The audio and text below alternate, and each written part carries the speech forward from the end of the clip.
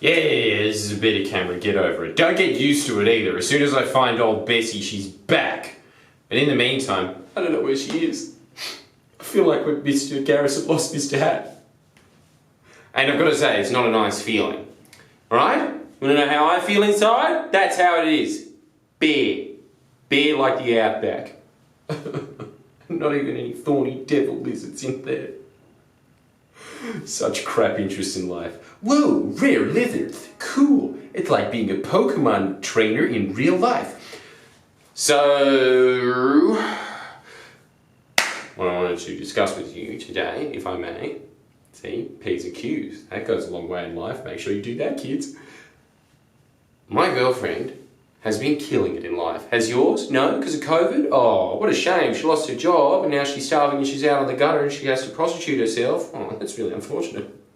Very grim tale that I don't necessarily think needed to be exposed. But if that's what's happening, generally sorry about it. But I've just got to emphasise this because my girlfriend never had any acting background. None. And in just 3 years, she has gotten to the position of being in a top acting agency without going to NIDA or Whopper or whatever the fuck knuckle the rest of them are called. I don't know. What's another one that's highly esteemed? Wagga Wagga Performing Arts House of Mystery and Jams? Probably up there. They all have stupid names like Whopper, don't they? And she got in there through pure grit and hustle. And also because I think that she's the certain look that they're looking for at this time. But it is undeniable that she has worked hard on her craft. She's just been following the Brian Tracy classics, which of course is read a lot, make sure that you're actually doing things. There's a concept instead of just watching Netflix movies and thinking that that is the same as learning how to act. Just sitting there going, Brad Pitt's not that good. She has read numerous books on the subject. She has actually practiced it day in, day out. Every time I see her, she is sitting there reading it like she is transcribing the Bible like in the Book of Eli at the end. She's that chick from That 70s Show. Well, that's someone who watches too much Netflix that knows that reference. And so, I've just got to say congratulations to her, but this is the key point, because I was always under the illusion, personally, that if you were in the acting field, there was not much that you could do about it. You were kind of a victim of your circumstances. I couldn't really see the way to getting forward. But I think that it is, like virtually everything else in life, just a matter of skill. I honestly do believe that now, looking at the transformation. Because you look at her, as opposed to other actors that I know who have been out of school and been studying it and gone to NIDA and all they have to their name is a fucking Panadol ad. And in this year alone, in COVID, she has appeared in her first film. She has done numerous ads, been okayed for numerous plays. She is constantly doing something because she understands something that most people will never get, which is that they always have this concept in their head of, oh, I'm beneath that. That's beneath me. I deserve to be the chick in Transformers. Yeah? Are you hot at all? No, not in the slightest. I look like a human being that is inside out. Ugh. Imagine if that was the Babe in one of those movies. Yeah, you can see where I'm going because you've all the blood chokes. Never a mystery. So, she had gotten to that position through pure grit and determination, which has just enforced more in my mind. Which is what I want to impart onto you, that whatever you are pursuing in life, you have to be going to the next step. Whatever this step is in front of you, all you have to do is take that step. That's it. So, if you have nothing going on at the moment, what you should be doing is, guess, reading books on the subject. Because you will have a bunch of insights that people that have been working in that field for 10, 15 years will never have because they have not read the leading experts in their field. That is the first step. Then the things that she did after that, I suppose, is that she went to whatever acting school would allow her to go in, because obviously NIDA was just like, well, what have you done in terms of acting? Nothing. Can I be your neighbours? Actually, I suppose you could be, and you'd probably be better than those actors, but still. So she just went to whatever acting classes would accept her. And then from there, she found her little network, and then she started very quickly separating the wheat from the chaff, because it's just obvious when you're around people that are going somewhere, you start hanging around them and you start working with them, and you start getting on with those people as well because they're serious about the craft as well. And so you start moving up. It's the same thing that I remember happening to me in stand-up comedy when I first started out. I remember just hanging around a bunch of bums. So the thing was, I was never, ever snooty about what opportunities were in front of me. I'd take anything. You go to a gritty bar, I'm there. You want me to go in front of a primary school, which is the worst crowd imaginable, I'll do it just for the experience. But if I am hanging around a bunch of bums that aren't doing anything and just sitting in pubs and laughing at the comedians who are bad because it makes them feel better about themselves, so that's the validation that they're getting amongst each other is, oh yeah, that was a really bad set, edgy.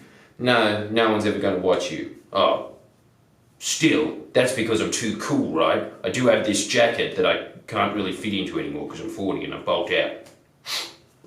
Looks kind of like Malcolm Turnbull's, but I'd imagine his is more expensive. I quickly moved away from that crowd. And it's really interesting looking at my girlfriend going through the preliminary stages of going into a creative job, because you can see the same pattern emerging. As I was just previously stating though, when it comes to acting, I always thought that there was a huge factor of luck. I guess maybe there is some kind of luck, but as everybody says, who's always wearing a smile instead of a face after you say luck, you make your own luck. She is a living testament to that.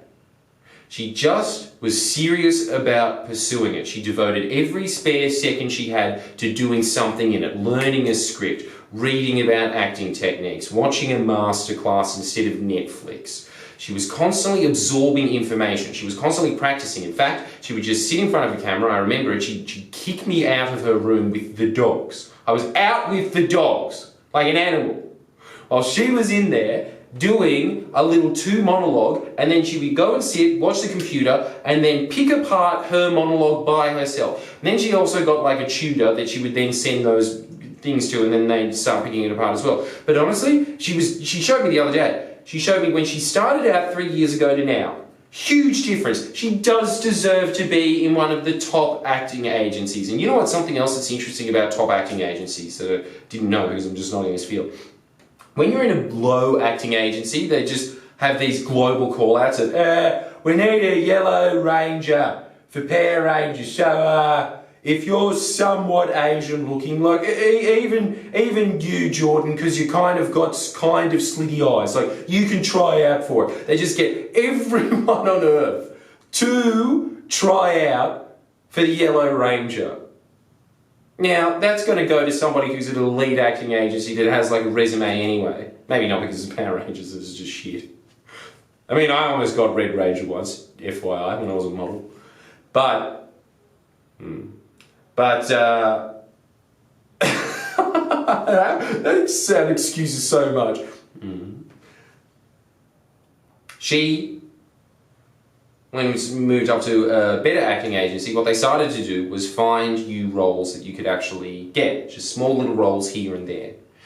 And here's the other thing as well. You will see a lot of people, just to rehash what I was saying, a lot of people that she originally started out with that would be saying that they were beneath all of this, that they deserved that top agent from the get-go. And if they didn't get an offer from the top agent, they wouldn't go with any agent.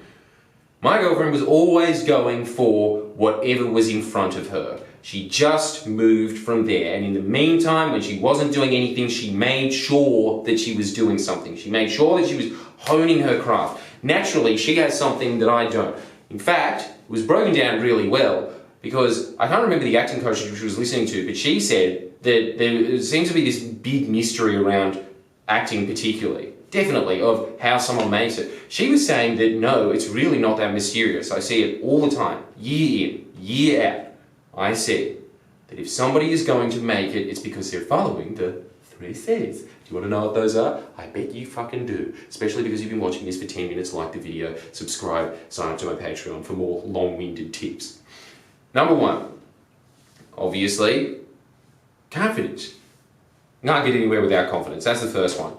The second one is connections. Yes, everybody always says that in acting there is connections, but seeing that happen now, I understand the manoeuvring behind it. It's not this thing of, oh, okay, so I don't know fucking... Can't even think of any actors because I don't watch them anymore. Let me try and think of some directors. Michael Bay. I don't know Michael Bay, so I can't get questionably touched up by him to get a job. Well, that's okay, but you do know some people that are interested in acting, and you start hanging out with them, and then because you're hanging out with those people, you start meeting other people that are interested in acting, and so you start building a network. That is all networking is. And from there, this is the other thing of, can I have a job too? It's not even this thing of, can I have a job? You're not even looking for jobs. You're just looking for people that are like-minded, that are just saying, okay, well, we have no one working for us now, so let's just do a back and forth, not duet. God, I wish I was more up to date with this. Opposite of monologue, dialogue, that's the one. I went to a performing arts school. And so, they're just doing those little dialogues and they're just practicing amongst each other. That is what I'm talking about as a network. Like-minded people. That's all I'm looking for when I'm saying, are you making connections? Don't look at this high and mighty thing of, you're not power playing with Bill Gates, so are you really in a business? And having said all of that, I really can't talk. I am not in the business of connections. I'm in the business of yelling into a camera. So there is a new era that is coming out, but a lot of jobs obviously require connections. But if you're becoming a YouTuber, you kind of just have to be good at yelling. And so that obviously goes into confidence. And then the last one is competence. Competence is the one that I'm constantly trying to stress. When it comes to connections, those just naturally apparate. I think that whatever level you are at mentally is the people that you will attract. Because when my girlfriend first started out, obviously, she was old when she started out. All wrinkly, one of those people that should be drinking prune juice. Instead, she just quit a high-paying corporate job and went into the acting world. It was one of the most unbelievable upsets I've ever seen in my life. You know, the fall of the Berlin Wall surprised me less than that. And I remember it too. What a great month that was before I was born. I don't even know if I was born. But she was moving. She was moving amongst the circle of people that were there, which was just people that started out with an interest in acting. So who was she hanging out with? Even though she was a wrinkly old bag lady, she was hanging around 19 and 18 and 20-year-olds again. And then the ones that weren't serious, she started moving out. And, you know, within a year, she was hanging out with prominent actors, people that I won't say because she'll get angry at me for it, but people that you would recognise from the TV. She was actually hanging out with actors, because it's actually quite a small community. Any of these things that you think, oh, it's so high to the top, how am I ever going to get there? There's not that many people that are there. Your competition is actually fairly minute.